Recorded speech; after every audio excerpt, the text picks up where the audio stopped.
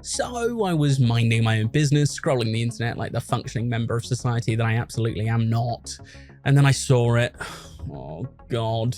Look at that. Look at it. Now I know what some of you are thinking. It's just a fake trailer. It's harmless. Why are you upset about this? And I get it.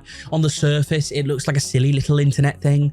But I want to use this specific piece of AI slop as a door, because behind it is something genuinely enormous. It doesn't fit inside the room. Something that affects artists, workers, the planet, and the very way we understand what's real right now in 2026. First, let's name the thing properly. It's AI slop.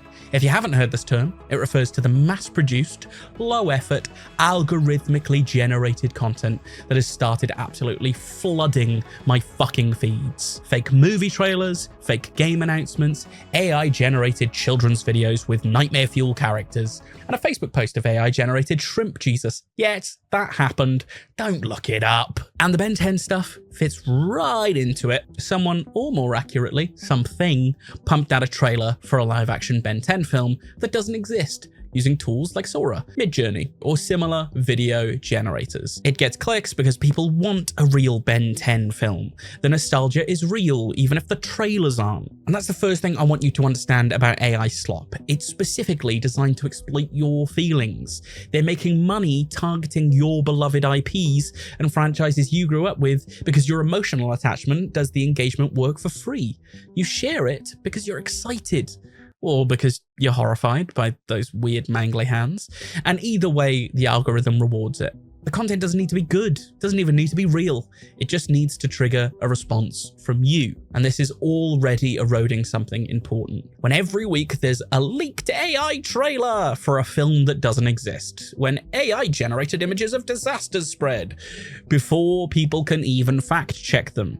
When you genuinely cannot tell within the first 3 seconds whether something is made by a human being or an AI, we have a problem. Not a problem in the future, a problem right now. Here's a question nobody making these AI Ben 10 trailers wants to answer. Where did the AI learn to do this?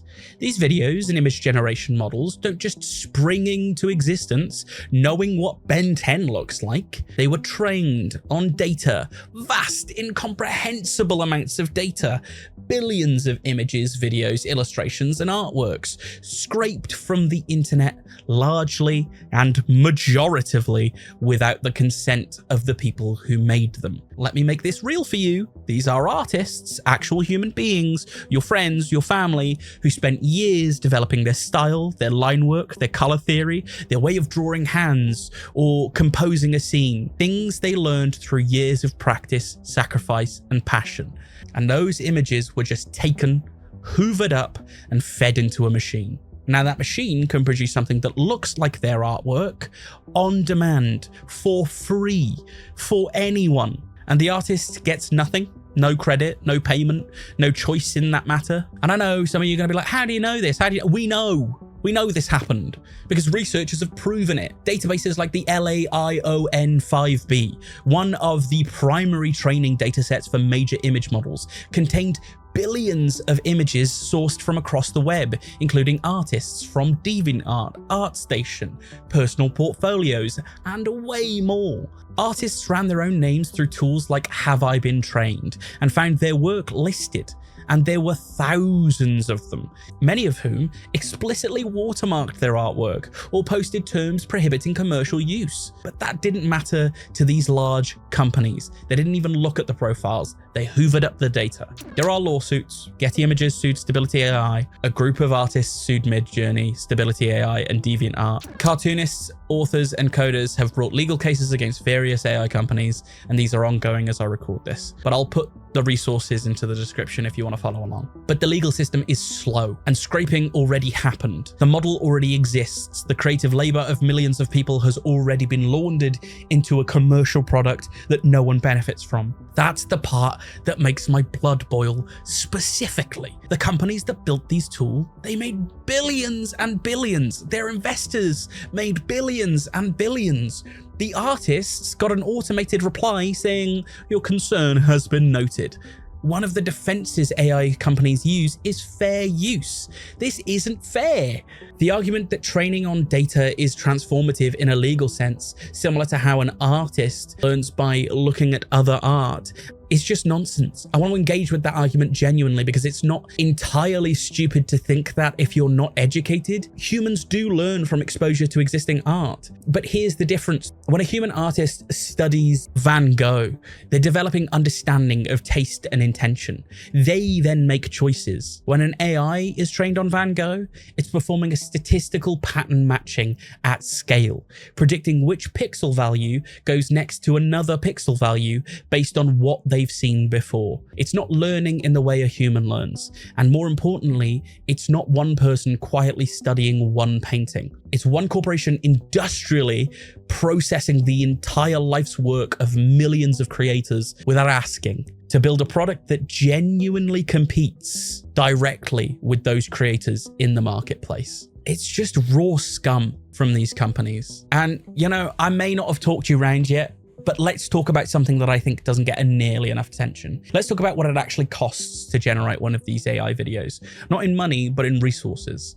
Training a large AI model requires enormous amounts of computing power. We're talking data centers running thousands of specialized chips, GPUs and VRAM for weeks or months at a time. And those data centers run on electricity, a lot of electricity.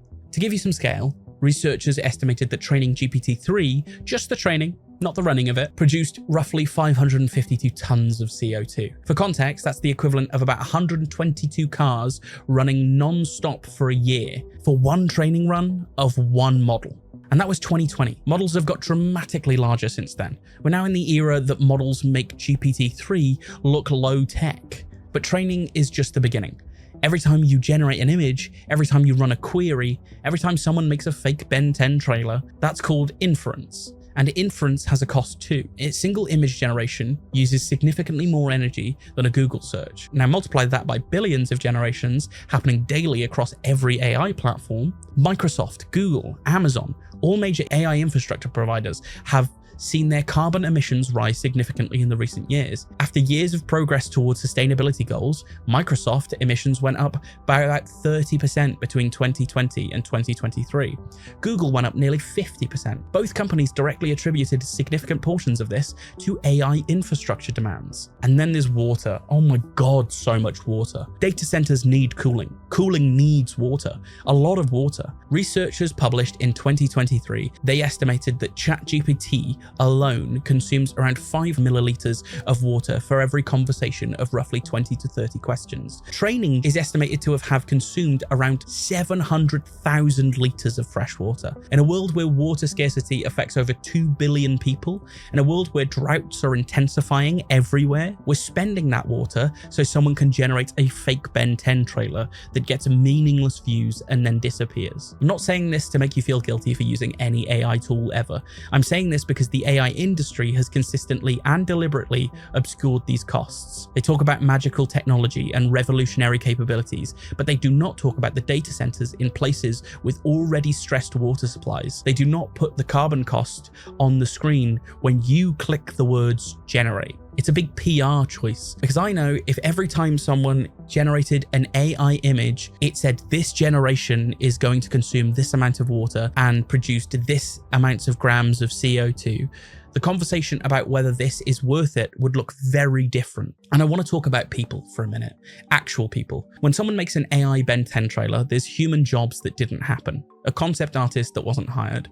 A storyboard artist wasn't hired. A VFX team wasn't put together. A voice director didn't run sessions. Now, the AI trailer was almost certainly made for free, or near free, by someone who wouldn't have hired those people anyway. And I understand that. I'm not stupid. But this dynamic scales. And at scale, it's devastating. We're already seeing it in Hollywood. The 2023 writers and actors strike in the US was substantially about AI, about studios wanting to use AI to generate scripts, to scan background actors once and use their likeness forever, to replace the creative labor that makes films and TV actually worth watching. Those strikes happened because the threat was already materializing. We're seeing it in games as well. Studios are quietly using AI to generate concept art, background assets, even voice lines, reducing the headcount in art and writing departments. Not replacing everyone, not yet. but enough that the job market for junior creatives have become significantly harder to get into. We're also seeing it in journalism, in publishing, in graphic design, and in music production. The entire generation of people who trained for their creative careers, who are genuinely skilled, who have real artistic voices, they're entering a job market that is disappearing, partly because of the tools that were supposedly going to assist their creativity and are being used by corporations to replace them. And the people championing this the loudest are almost always, without exception, not the ones losing their jobs. They're the ones making money from the tools, or people who are incredibly ignorant. There's a phrase that gets used a lot in these conversations. AI is just a tool, like a camera or After Effects. And I want to be precise about why that's misleading and just wrong. A camera didn't make photographers redundant. It created a new profession. After Effects didn't replace anyone. It made rotoscoping faster.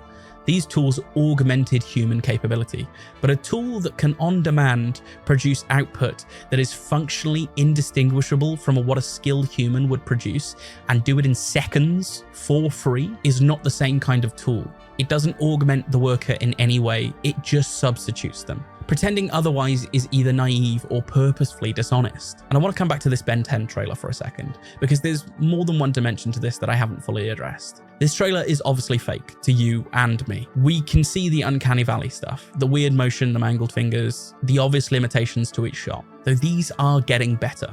Frighteningly fast. But what about someone who doesn't know to look for these things? What about someone who sees this shared by a page with millions of followers with the caption, "First look, Ben 10 live action trailer confirmed"? We already have a significant problem with AI generated misinformation. Fake images of public figures in compromising situations. Fake news photographs of events that didn't happen. Deep fake audio of politicians saying things they never said. These are not hypotheticals. They've already been used in actual political campaigns. They've already caused real harm to real people. The Ben 10 trailer is trivial in comparison to this, of course, but it's part of the same ecosystem. It's the same technology, the same distribution channels, the same erosion of our basic human ability to trust what we see. They say never believe anything on the internet, and God, has that never been more true in 2026. But the really dark part that burns away at my soul is the solution to deepfakes and AI misinformation that several companies are proposing is more AI. AI detectors, AI watermarks, AI verification tools, which is a bit like saying the solution to counterfeit money problems is to hire the counterfeiter to design the new security features. The people who profit from generating this awful synthetic content are now positioning themselves in governmental positions to profit from verifying it too. It's a brilliant business model if you don't think too hard. People who are behind this are idiots. We are sleepwalking into a world where video isn't evidence, where photographs are not proof. The judicial system could fall apart in 20 to 30 years because nothing can be confirmed apart from DNA evidence. And the speed at which we're walking into this reality is accelerating. But AI can be used for good. Yes, I know. Someone in this comment section is going to say, but AI helps cancer researchers, or but AI helps people with disabilities, or but AI lets small creators make things that they couldn't afford to make before. And some of those things are true. Some of them. In some contexts. I'm not arguing that every conceivable application of machine learning is evil. I'm not diagnostically telling you AI in medicine and accessibility tools and scientific research aren't real and valuable. But here's what I'm asking you to notice. Those cases aren't what's driving the investment. They should be, but they're not. The billions of dollars in venture capital that these people are chasing, the use cases driving the industry are advertising, content generation, replacement of skilled labor and surveillance. The genuine good that AI can do is being used as a cover for the genuine harm that AI is doing. And also this is important. The existence of beneficial applications doesn't mean we don't get to critique the harmful ones. We can say medical AI has a real value and also, in the same sentence, say training image generators on stolen artwork is wrong.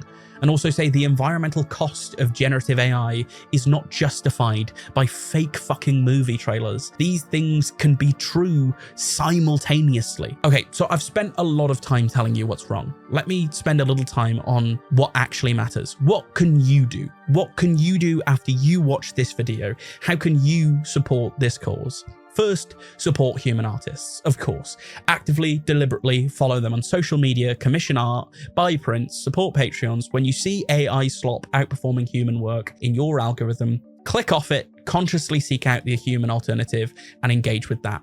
Algorithms respond to behavior. Your behavior counts. Every scroll counts. Second, be a skeptic. When you see a trailer or an image or a video that feels too exciting to be real or too disastrous to be real, sit with that feeling for a second. Ask when it was announced. Ask where the official source is. Don't share first and verify later. Slow down, figure it out. You're not a fucking idiot, just do some research. Third, push for regulation. This isn't an inevitable fact. People act like regulation is just gonna come. Other industries are regulated. Pharmaceuticals can't go to market without proving safety. Cars have to meet emission standards. There's no law of physics that says AI companies get to scrape the entire internet without consent or consequence. The reason they currently can is because regulation hasn't caught up. The way regulation catches up is pressure, specifically political pressure, public pressure, and writing to your representatives. Support organizations pushing for AI transparency legislation and copyright reform. I'll say it all again. You need political pressure, public pressure. You need to write to your representatives, support organizations pushing for AI transparency legislation and copyright reform. Do that shit. If you work in a creative industry, organize. The writers and actors who went on strike didn't win everything, but they won something because they were unified. The gains in AI protections in all those contracts only exist because people collectively refused to accept the alternative. That model works. Use it and use it often, because if you don't, you will be replaced before you have the chance to fight back. Talk about the costs. Every time someone says AI is just a tool, bring up the water, bring up the carbon, make it concrete, make it real in their heads. The industry spends a lot of money making sure you don't think about this stuff. The least we can do is educate others. Now you know, spread the word. Share this video if you fancy not having the conversation, but spread the word. Now look, I know I started this video with a fake Ben 10 trailer, a silly thing, a piece of internet nonsense. And at this point, you may feel clickbaited, but I hope by now you can see why this is not just a silly little internet video. It's a symptom of an industry that decided that the consent of creators doesn't matter, that the emissions of data centers don't matter, and that the livelihood of artists and writers and designers across the world don't matter. The erosion of trust in what we see isn't being taken seriously. And as long as the product ships and the arbitrary numbers go up, they don't care. Ben Tennyson in the actual show used an incredibly powerful device. And the whole point, the whole moral of the series is that that power used without wisdom or without care or without ethics does more harm than good. The Omnitrix in the hands of someone who doesn't think about consequences is a weapon, not a tool. Just think about that.